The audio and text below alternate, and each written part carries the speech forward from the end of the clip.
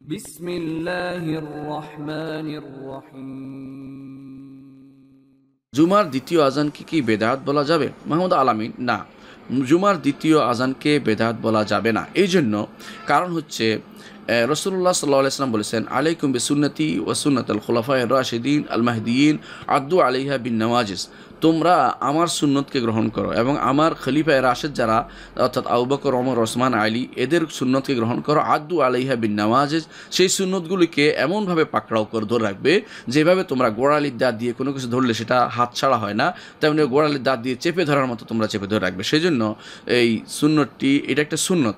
ওসমান রাদিয়াল্লাহু সেটাকে যেই প্রয়োজনে দিয়েছে সেই প্রয়োজন এখনও আছে।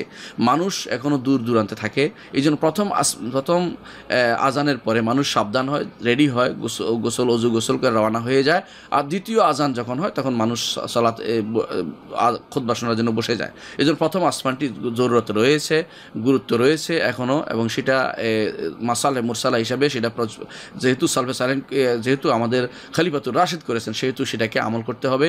সেটা কখনো বেদাত বলা যাবে না। যেটা বেদাত বলে তারা ভুল বলে। আমরা মাশায়েখুল হারামাইন সৌদি আরবের সমস্ত আলেমরা এটা একমত যে এটাতে সুন্নাতুল উসমানিয়া বলে এটাকে, ওসমান রাদিয়াল্লাহু আনহু সুন্নত, এটাকে তিনি প্রবর্তন করেছেন। যেহেতু ওসমান রাদিয়াল্লাহু আনহু বা আলী রাদিয়াল্লাহু আনহু বা আবু বকর, ওমর, ওসমান এই চারজনের যে সমস্ত আমল তারা নির্ধারণ করেছেন, যে কোনো কাজ সেটাকে কখনো বেদাত বলা যাবে না।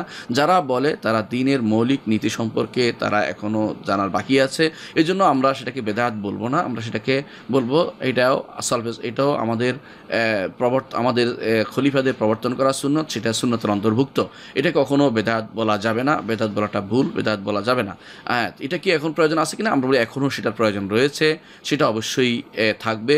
কারণ মানুষ এখন দূর দূরান্তে থাকে, তাদেরকে সাবধান করতে হয়। এটা সাবধান করার জন্যই শুধুমাত্র দেয়া হচ্ছে যে হ্যাঁ, আজকে শুক্রবার মানুষ যেন সালাতের জন্য তৈরি হয়।